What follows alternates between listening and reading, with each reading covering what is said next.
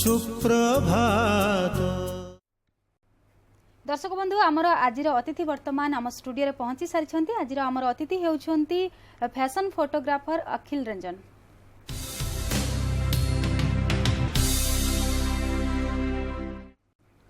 अखिल जी, सबसे पहले तो हम अपने कार्यक्रम में स्वागत करते हैं आपका। पहला सवाल यही रहेगा आपके लिए कि किस तरह से आना हुआ फैशन फोटोग्राफी, क्योंकि ये ऐसे ही देखा जाता है कि ख़ास करके एक प्रोफेशन से ज़्यादा जिनको उसके प्रति थोड़ा रुझान होता है वही लोग इसको ले पाते हैं। तो आपके क्षेत्र में कैसा हुआ इसमें आना? सबसे पहले तो धन्यवाद मुझे यहाँ पे बुलाने के लिए। और जैसे कि आपने पूछा कि कैसे मैं फोटोग्राफी की तरफ आया, एक्चुअली मैं बेसिकली सीनियर सॉफ्टवेयर इंजीनियर हूँ इन्फोसिस में, आईटी फील्ड से हूँ।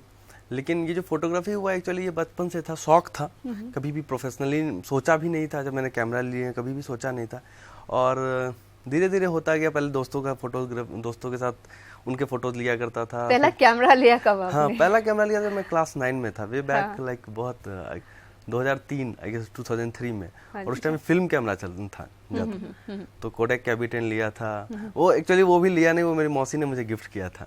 तो मतलब तभी से जब कैमरा हाथ में लिया तभी से लगा कि हाँ इसके साथ कुछ एक्सपेरिमेंट करें। हाँ, मुझे हमेशा से, लेकिन मैं फैसिनेट होता था, हमेशा से मैं फैसिनेट होता था फोटोज की तरफ। कोई पोस्टर्स देखता था रोड पे, तो हमेशा से दिमाग में रहता था मेरा कि कैसे लगा पहले बार जब आप कैमरा लिया था, कैसे लगा?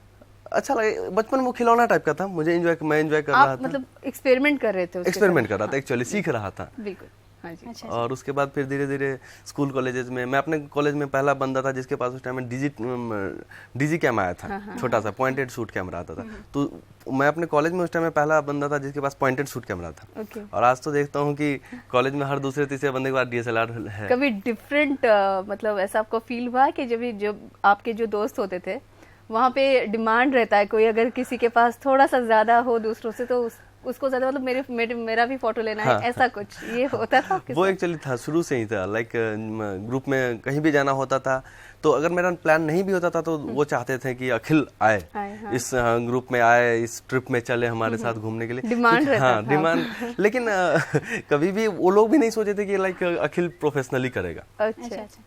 तो दोनों चीजें, अभी आपने बताया कि आप IT प्रोफेशनल है, साथ ही साथ आपका फैशन फोटोग्राफी भी चल रहा है, तो इन दोनों में कैसे आप मैनेज कर पाते हैं, तालमेल कैसे रखते हैं?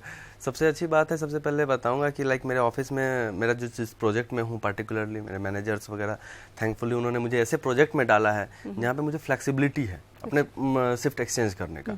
अगर मेरा कोई सडनली कोई शूट आ जाता है या कोई असाइनमेंट आ जाता है मॉर्निंग में, तो मैं उसको शिफ्ट करके अपना ऑफिस एक्सचेंज कर लेता हूँ, इवनिंग कर लेता हूँ। कभी मंडे ट्यूसडे मुझे शूट मिल जाता है या मंडे ट्यूसडे को असाइनमेंट मिल जाता है, तो मैं अपने कलीग्स के साथ शेयर कर लेता हूँ कि सर कि आई विल बी, मैं सैटरडे संडे करूँगा, तुम please Monday Tuesday. Normally IT में इतना खास एग्जैक्टली सब मुझसे यही पूछते हैं कि how do you manage both. In fact कभी कभी तो मेरे दोस्त मुझे फोन करते हैं कि इन्फी कब छोड़ दिया, इन्फोसिस कब छोड़ दिया। लाइक क्योंकि वो लोग जो दूसरे कंपनी में हैं तो वो लोग लाइक उनको वो सरप्राइज होते हैं, उनको आश्चर्य लगता है कि बंदा कैसे दोनों चीज कर रहा है। तो उनको दोनों के लिए स्पेसिफिक टाइम की जरूरत है। आप अगर किसी प्रोजेक्ट में, तो भी अगर ये फैशन फोटोग्राफी को हम देखें तो इसमें तो आपको टाइम चाहिए। अगर आप इमेजिनेशन के ऊपर काम करते हैं पूरा 8 घंटा, जिस दिन भी हमारा शूट होता है फुल 8 to 9 आवर्स, आप समझ लो कि वो एक कंप्लीट शिफ्ट होता है। तो मैं कहता हूँ कि डबल शिफ्ट में मैं काम करता हूँ। सुबह 7 बजे से 3 बजे तक शूट रहा, फिर 3 बजे से लेके 11 बजे तक हमारा ऑफिस है, तो और फिर कभी सुबह में ऑफिस है तो शाम में शूट है, तो इस तरह से शिफ्ट करना। मेहनत करते पड़ता है आप? हाँ, करना तो पड़ रहा है अभी, बट होपफुली। एक पहला फैशन फोटोशूट कब किया था आपने और उसका एक्सपीरियंस कैसा रहा? पहला फैशन शूट मैंने किया था यहाँ पे ज्वेलरी कंपनी है निमंत्रण ज्वेलर्स, उनके लिए मैंने किया था। तो इट वाज लाइक ये एक मतलब बहुत लर्निंग एक्सपीरियंस रहा मेरे लिए, क्योंकि ये प्रोफेशनली मुझे देखना था कि किस तरह इसका रिजोल्यूशन, बड़ा पोस्टर्स बनने वाला है, इसके बैनर्स बनने वाले हैं, ब्रोशर्स बनने वाले हैं, कैटलॉग बनने वाला है। तो बहुत सारे रिक्वायरमेंट्स मुझे दिया गया था। उसके बाद उनके ज्वेलरीज जो हैं, उनके जो भी हमारे था लाइक जो भी प्रोडक्ट्स थे उनको भी हाईलाइट करना था। फिर उसके बाद हम साथ में मॉडल्स के साथ शूट करना था। तो एक लाइक बहुत एक्साइटिंग था, बट लर्निंग था मोस्टली। एक चीज़ है कि आप आईटी में हैं और आपने इसको शौकिया तौर पर लिया हुआ है फैशन फोटोग्राफी को, लेकिन जब मतलब उससे भी आपको एक प्रोफेशनल टच भी मिलता है तो उससे लोगों को भी पता चला। तो आपके तरफ अगर हम देखें तो आपको कब लोगों ने as a fashion photographer, not as a IT person, as a fashion photographer आपको पहचानना शुरू किया, वो कब हुआ? द थिंग इज दैट मेरे ऑफिस में क्या है कि हमारे यहाँ एक कॉमन ग्रुप है, लाइक BBSR क्लिक्स करके है। वहाँ पे क्या होता है कि हमारे फोटोग्राफर्स, मैंने कहा कि इन्फोसिस जो है कि सभी दूसरे एक्स्ट्रा एक्टिविटीज़ को बहुत इनकरेज करता है। लाइक अगर आप डांस करते हो तो आप, हमारे यहाँ क्लब है VNV, वर्ब एंड वाइब्स, तो वहाँ पे आप डांस सीख सकते हो, डांस का आगे बढ़ ले सकते हो। फोटोग्राफर्स के लिए BBSR क्लिक्स है, तो वहाँ पे आप अपने फोटोज डालना शुरू करते हो, डालते हो लोग फिर, और लोगों को जिस तरह फेसबुक पे लाइक्स एंड कमेंट्स मिलता है, तो वैसे हमारा इंटरनल ये है बुलेटिन बोर्ड है जहाँ पे आपको लोग कमेंट्स करते हैं, आपके कलीग्स ही कमेंट्स करते हैं, लाइक्स करते हैं। तो वहाँ से मुझे मिलने लगा। और एक्चुअली यूजुअली जितने भी फोटोग्राफर्स थे वो क्या करते थे, स्ट्रीट फोटोग्राफी करते थे, वाइल्ड लाइफ करते थे, जनरल किड फोटोग्राफी, और मैं था जो मैंने स्टार्ट कर दिया मॉडल्स के साथ। लड़की लोगों का फोटो, लड़के लोगों का फोटो, मतलब डिफरेंट कॉस्ट्यूम्स में। तो ये चीज़ पता नहीं लोगों को बहुत ज़्यादा ये लगा। तो उसके बाद मुझे 100 200 मेल आने लगते थे हर फोटो पोस्ट करने के बाद। तो वहाँ से पता नहीं मेरे दिमाग में आया कि मॉडलिंग, फैशन फील्ड जो है, एनीवे मुझे शुरू से फैसिनेट कर रहा था ये फैशन वर्ल्ड।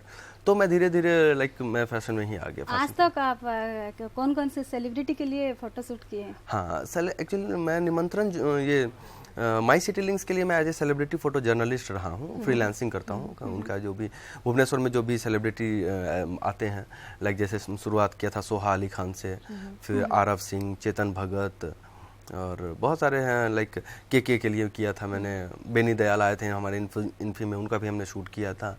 तो ये सब चीज़ होती रहती है। और अभी थैंक्स टू शाश्वत जोशी, उनका ये मूवी आया था कौन कितने पानी में, उसके लिए हमने कुणाल कपूर, राधिका आप्टे, शाश्वत Joshi himself, is himself star, तो उनका हमने शूट किया था। एक चीज़ और है, फैशन फोटोग्राफी और नॉर्मल फोटोग्राफी, इन दोनों में बेसिक फर्क क्या है? बहुत बड़ा बेसिक फर्क मैं भी बताऊंगा। नॉर्मल जो फोटोग्राफी होता है वहाँ पे आप फ्रेम बनाते नहीं हो, you capture the frame. But in fashion photography you create the frame, you make the frame. आप पार्टिकुलर सब कुछ उसमें अरेंज करते हो, पोज क्या होगा, एक्सप्रेशन क्या होगा, costume, makeup, background, hair styling, क्या मूड होगा, एवरीथिंग आप डिसाइड करते हो। तो ये fashion photography, you have to create it. तो उसमें डायरेक्शन का कुछ नहीं, मतलब अगर आप डायरेक्टर रहते हैं, वही फोटोग्राफर जो फैशन फोटोग्राफी करते हैं उन्हीं के डायरेक्शन में होता है। एग्जैक्टली। एक फैशन फोटोग्राफर को किसी भी शूट में वो एज ए डायरेक्टर काम करता है। उनको हर चीज़ को देखना होता है। अगर फोटो जब फाइनल फोटो प्रिंट होता है या फाइनल फोटो जब निकलता है, तो उसमें कोई ये नहीं कहेगा कि मेकअप आर्टिस्ट ने मेकअप अच्छा नहीं किया, या हेयर स्टाइल अच्छा नहीं हुआ। तो ये सब कुछ आएगा फोटोग्राफर पे कि उसने हेयर स्टाइलिंग नहीं देखा। हो जाए, इसीलिए आपको देखें, क्योंकि वो फाइनल आउटपुट जो भी आएगा वो आपके जिम्मे है। मैं तो हमेशा ये बोलता हूँ कि जो पूरा फ्रेम है, उस फ्रेम की एवरी पिक्सल के लिए रिस्पॉन्सिबल होता है द फोटोग्राफर। जी बिल्कुल। उसमें आप क्या पोज है, क्या एक्सप्रेस, एवरीथिंग, वो जो फाइनल निकलेगा ना, उसको फोटोग्राफर का ही ये जाएगा, क्रेडिट जाएगा कि हाँ बंदे ने कैसा किया काम।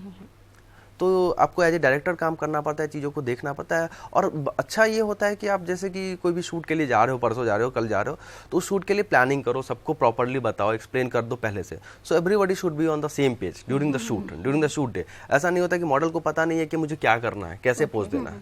तो यूजुअली क्या होता है कि कभी कभी तो हम लोग ग्राफिक्स बना लेते हैं या कुछ सैम्पल क्लिक्स हम लोग सबको शेयर करते हैं, मेकअप आर्टिस्ट को भेज देते हैं कि मुझे ऐसा हेयर स्टाइलिंग चाहिए, ऐसा मेकअप चाहिए, हेयर स्टाइलिस्ट को भेज देते हैं कि ऐसा हेयर स्टाइल चाहिए।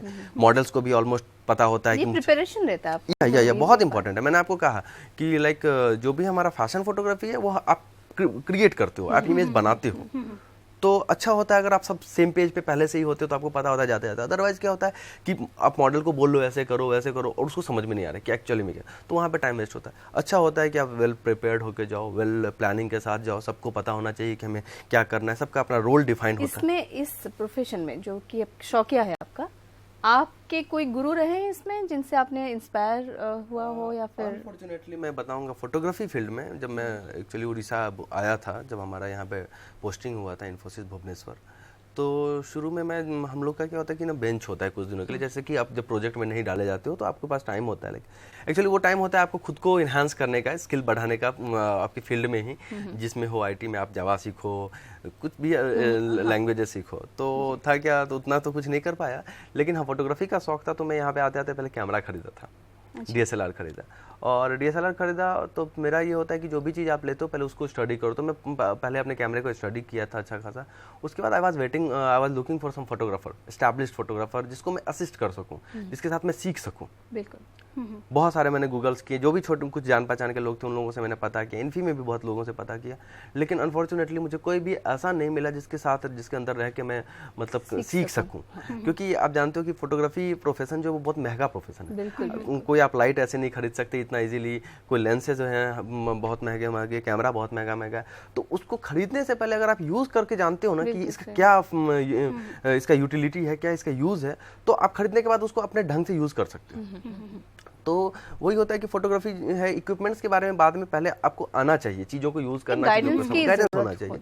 तो वो चीज़ शुरू में नहीं मिला, बट अब कह सकते हैं कि शायद ये एक तरह से मेरे लिए अच्छा ही हुआ कि मैं अभी यूट्यूब और thanks to these social site, social network जो है, वहाँ पे मैं हमेशा देखता रहता हूँ दूसरे फोटोग्राफर्स को, उनके बारे में पढ़ता रहता हूँ, उनके वो कैसे मूव करते हैं अपने शूट के तरफ, कैसे मॉडल्स को गाइड करते हैं, वो सब बहुत इंपॉर्टेंट होता है। तो वो सब चीज़ मैं करना शुरू किया। यूट्यूब को मैं कहूँगा कि मेरा गुरु, यूट्यूब मेरा गुरु रहा। मैं यूट्यूब से ही देख देख के सब कुछ, और उसके बाद जब भी कभी मौका मिला, टीवीज़ पे भी आजकल तो बहुत शोज़ वगैरह आते हैं जहाँ पे आप फोटोग्राफी, मॉडलिंग के बारे में सीख सकते हो। तो ये चीज़। और एक सवाल आपके लिए, उड़ीसा में फैशन फोटोशूट को कितना क्रेज है आपके, आप बोलेंगे? हाँ, शुरू में थोड़ा सा, शुरू में जब मैंने स्टार्ट किया था थोड़ा सा टफ लगा था, क्योंकि लोगों को मतलब लोग बहुत जल्दी एक्सेप्ट नहीं कर रह पा रहे थे, बट सपोर्ट हमेशा से रहा, सपोर्ट उनकी तरफ से रहा, लाइक इंकरेजमेंट मिलता रहा। जितने भी लोगों ने देखा, उन्हें लगा कि हाँ अच्छा लड़का मेहनत कर रहा है, सबसे इंपॉर्टेंट चीज़ उन्होंने वो लगा बंदा मेहनत कर रहा है। फिर उसके बाद धीरे धीरे सपोर्ट मिलने लगा, और जैसे मैं कंटिन्यूअस, एक्चुअली होता है क्या, कोई भी चीज़ आप शुरू करते हो फिर थोड़े दिन करते हो छोड़ देते हो, तो लोगों को भी लगता है कि इसमें सीरियस नहीं, बट आप कुछ भी नया चीज़ भी स्टार्ट करो, बट आप उसमें लगे रहो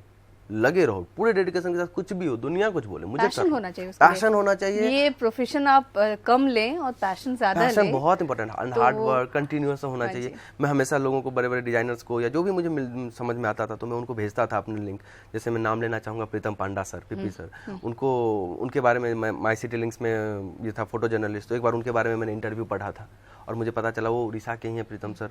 तो मैंने उनको फेसबुक पे ही एक मैसेज छोड़ा था कि सर मेरे भी कुछ फोटोज़ हैं, आप प्लीज़ देख सकते हैं। तो मेरा गुड लक था कि तुरंत सरप्राइजिंगली मुझे रिप्लाई भी आया। सर ने कहा कि हाँ अखिल, आई विल चेक। और फिर कुछ दिनों के बाद, और हाँ, मैं किसी को अगर भेजता था मैसेज या किसी को अप्रोच करता था, इट डजंट मीन कि अगर वो मुझे रिप्लाई करें या मुझे काम दें या ना दें, लेकिन मैं काम अपना रोकता नहीं था। जहाँ से भी हो, जैसे भी हो, मैं हर दिन, हर वीकेंड काम कर रहा था। और उसका जैसे जैसे लोगों को जरूरत पड़ा। एक और चीज़ है अखिल जी, आप काफ़ी मतलब एक्सपीरियंस उड़ीसा में तो आपको हो गया होगा, लेकिन बहुत दिनों से आप उड़ीसा में भी हैं। उड़ीसा कैसा लगता है आपको? एक्चुअली बहुत ही अच्छा। मैं अपने मम्मी पापा को भी कहता हूँ कि आओ और यहीं पे हम लोग सेटल होते हैं। मतलब सेटल आई मीन कि ठीक है, जहाँ का मैं हूँ तो वहाँ हूँ, लेकिन हाँ ये शहर जो है ना बहुत ही शांत। अभी भी वो लाइक जैसे मैंने पढ़ाई किया दिल्ली में किया, बेंगलोर में था, तो बहुत मतलब ट्रैफिक है, ये है वो है। इनफैक्ट क्राइम के मामले में भी मैं कहूँगा हमारा उड़ीसा बहुत ही अच्छा है, लाइक तो। और इनफैक्ट पीपल बहुत सपोर्ट, और सबसे बड़ी बात है डेवलपिंग है, बहुत डेवलपिंग, बहुत अच्छा है। लाइक आप देख रहे हो कि यहाँ पे कोई भी चीज़ नया स्टार्ट करने के लिए, कल ही मैंने पढ़ रहा था कि this is the best place to start any new startup company. एक चीज़ है कि यहाँ पे देखा गया है कि पहले कुछ दिनों की अगर मैं बात करूँ, अब की बात तो नहीं कहूँगी, लेकिन पहले कुछ दिनों में अगर हम देखें तो यहाँ पे मॉडल्स जो है, आप उड़िया मॉडल्स बोल लीजिए या फिर जो भी अभी बाहर से हैं यहाँ पे, जो लड़कियाँ चाहती हैं फैशन इंडस्ट्री में आना चाहते हैं, तो उनमें वो क्रेज़, वो बॉडी लैंग्वेज आप देखते हैं कि उनको लेकर आप अपना एक प्रोफेशनल करियर यहाँ पे कोई बना सकता है फैशन फोटोग्राफी में। Very nice question and I wanted to explain this. मैं ये बात करना चाहता था, बहुत अच्छा आपने पूछा। सी, सबसे पहले बात कि टैलेंट की कमी कहीं नहीं होती। यू कांट से कि लाइक उड़ीसा में टैलेंटेड लोग नहीं है, उड़ीसा के लोग मॉडल्स नहीं बन सकते, उड़ीसा के लोग ये नहीं बन सकते, नहीं, कभी भी नहीं कह सकते। The next important thing is that कि टैलेंट हर जगह होता है, बट उनको गाइड आप कैसे करते हो, उनको एक रोड मैप क्रिएट करो। मैंने भी फोटोग्राफी स्टार्ट किया, अभी भी आप देखते होगे हर कॉलेज में हर बंदे के पास, हर दूसरे तीसरे बंदे के पास कैमरा है, ठीक है, वो पैसा है। एक्चुअली वो कैमरा नहीं, वो पैसा है, ठीक है। तो पैसे सबके पास हैं, या फिर इसी तरह आप कह सकते हैं कि हर कोई मॉडल बनना चाहता है तो उनके पास टैलेंट है, बट एक प्रॉपर रोड मैप जो होना चाहिए कि कैसे उनको खुद को ग्रूम करना चाहिए, कैसे उनको सीखना चाहिए, कैसे प्रोफेशनल मॉडलिंग में उनको जाना चाहिए, वो थोड़ा सा अभी अनफॉर्चुनेटली उड़ीसा में लैकिंग है। तो इस चीज़ पे काम करना चाहिए। और जिसको मैं उन मॉडल्स के लिए, उस एस्पायरिंग मॉडल्स, बडिंग फोटोग्राफर्स, उनको मैं कहूँगा, उनके साथ उनको मैं बताऊँगा, सजेस्ट करूँगा कि प्लीज़ आप पहले आप सीखो।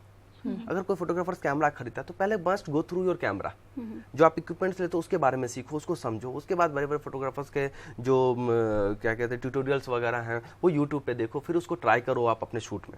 इसी तरह मैं मॉडल्स को कहूँगा कि आप जैसे स्कूल कॉलेजेस में शुरुआत करने लगते हैं लोग मॉडलिंग कर, उससे उनमें इंटरेस्ट बढ़ता है। एक्चुअली बहुत अच्छी बात है, स्कूल कॉलेजेस में यदि हो रहे हैं कितना स्कोप है उड़ीसा में। हाँ, अभी स्कोप की बात, स्कोप और प्लेटफॉर्म, अगर आप अपॉर्चुनिटीज देने की बात करते हो तो पहले उनको वेल ग्रूम्ड होना चाहिए, वेल ग्रूम्ड, क्योंकि देखो बहुत कंपटीशन है, बहुत कंपटीशन। और एक चीज मार्केट का भी एक, आप जैसे आप बोल रहे हैं ना कि प्रोडक्ट आना चाहिए आप तक, ताकि आप उस पर फैशन फोटोग्राफी कर सकें। इन दैट केस इवन आपको लगता है कि उड़ीसा में अभी जितना भी है मार्केटिंग पे, ठीक है, अपॉर्चुनिटीज बहुत है, बहुत है, लेकिन दो चीजें हैं कि अब क्या होता है कि जो कोई बड़े ब्रांड्स हैं तो उनको जिस तरह का चाहिए, मॉडल चाहिए, जितने स्किल चाहिए, वो यहाँ पे नहीं मिलते हैं। तो हमें क्या करना पड़ता है, मैं खुद की बात बताऊं, मैं बहुत सारे ब्रांड्स के लिए शूट करता हूं, तो हमें क्या होता है कि जिस तरह से मैं देखता हूं, जिस तरह में क्लाइंट की रिक्वायरमेंट है, उसमें मुझे फिट नहीं बैठते, कभी कभी ऐसा होता है। तो मुझे क्या करना पड़ता है, कहीं दूसरे से, कोलकाता से, मुंबई से, पुणे से इसके मॉडल्स को हम हायर करते हैं। लेकिन यही चीज़ अगर यहाँ के मॉडल्स को प्रॉपरली स्किल्ड किया जाए, प्रॉपर ग्रूम किया जाए, उनको सिखाया जाए तरीके, how to walk, how to pose, how to express, how to wear, तो इनसे क्या होता है कि ना उनको उनका एक फ्यूचर ब्राइट मिलेगा। और द नेक्स्ट थिंग, अगर उनको सिखाते हैं तो उनको हम प्रॉपर प्लेटफॉर्म भी दे, प्लेटफॉर्म अपॉर्चुनिटीज भी दे। कुछ ऐसा अभी आपने प्लान किया हुआ है जो इंस्टीट्यूट की बात? एग्जैक्टली यही चीज़ मेरा अभी नेक्स्ट प्लान जो है मेरा, ये मैं यही स्टार्ट करना चाहता हूँ, अपना एक स्टूडियो या मॉडल एजेंसी टाइप का, जहाँ पे मैं ग्रूमिंग करूँगा, जितना भी हो सके मेरे तरफ से वो मैं करूँगा। जब मुझे लगेगा कुछ ऐसी चीज़ें हैं जो मैं नहीं कर पाता, उसके लिए मैं I will call the experts, कि कोई वॉकिंग उनको सिखाएं, कोई उनको फिटनेस पे ध्यान दें। तो ये सब चीज़ों के लिए मेरा प्लान है नेक्स्ट फ्यूचर। ये तो बहुत ही अच्छा रहेगा। जो भी आपने जैसे कहा कि बडिंग फोटोग्राफर्स हैं या एस्पायरिंग मॉडल्स हैं, उनके लिए बहुत ही अच्छा प्लेटफॉर्म रहेगा। अगर आप जैसे बोल रहे हैं कि किसी को सिखाना चाहिए और सीखने की भी एक इच्छा होनी चाहिए, हाँ, exactly. जो भी आना चाहते, तो जो अभी हमारे नए जो फोटोग्राफर्स इस लाइन में आना चाहते हैं, फैशन फोटोग्राफी को लेना चाहते हैं एज अ करियर, उनके लिए क्या सजेस्ट करेंगे? उनके लिए टिप्स दूंगा कि वो सिर्फ पहले तो अपना फोटोग्राफी स्किल बढ़ाएं, लाइक अपनी शुरुआत करें अपने इक्विपमेंट से, फिर उसके बाद वो धीरे धीरे डायरेक्टली किसी जॉनर में नहीं कूदे कि मुझे वाइल्ड लाइफ करना है या फैशन करना है। पहले उन्हें जो भी मौका मिलता है, जहां मौका मिलता है, वो फोटोग्राफी करते रहे, कैमरा कैरी करे, हर जगह फोटोग्राफी करते रहे। उससे क्या होगा, उन्हें प्रॉपर लाइट का, प्रॉपर कंपोजिशन के बारे में धीरे धीरे पता चलने लगेगा। फिर लोगों के एक्सप्रेशन के बारे में, अगर आप स्ट्रीट फोटोग्राफी करते हो तो आपको लोगों के एक्सप्रेशन के बारे में पता चलता है, ये सब होने लगता है। उसके बाद धीरे धीरे आप फैशन में जाएं, फैशन में जाएं, अपने दोस्तों के साथ, अपने घर वाले बच्चों के साथ, इन सब के साथ शूट करना स्टार्ट करें, प्रॉपर ड्रेसिंग पे फिर ध्यान दें। और फोटोग्राफी के साथ जैसे मैंने आपको स्टेप बाय स्टेप और जैसे मैंने इन द बिगनिंग कहा कि एक फोटोग्राफर, फैशन फोटोग्राफर एक डायरेक्टर होता है किसी शूट का, किसी, तो उनको सिर्फ फोटोग्राफी ही नहीं सीखना है, उनको मेकअप के बारे में भी थोड़ा सा जानना है, उनको हेयर स्टाइलिंग के भी बारे में भी जानना है, उनको कॉस्ट्यूम के भी बारे में जानना है। तो हम विश करते हैं अखिल जी, जब आप अपना कोई इंस्टीट्यूट ऐसा लगाएं या फिर भगवान करे ऐसा कुछ हो, तो वो लोग जो आना चाहते हैं इस फील्ड में, उनके लिए भी एक अच्छा प्लेटफॉर्म मिले। बहुत बहुत धन्यवाद आपका, आप आए हमारे शो में, और काफ़ी इंटरेस्टिंग रहा आपसे जानना कि नॉर्मल फोटोग्राफी और फैशन फोटोग्राफी में क्या डिफरेंस होता है। थैंक यू वेरी मच, आप हमारे शो में आए। तो आमर आज अतिथि थे अखिलेश रंजन जी, जड़े फैशन फोटोग्राफर, और आम जानिले कि नॉर्मल फोटोग्राफी और फैशन फोटोग्राफी रे कौन फरक रही। तो बर्तमान गोटे छोट विराम समय हो जाए, या पर आम देखा आम संवादपत्र विश्लेषण। सुप्रभात।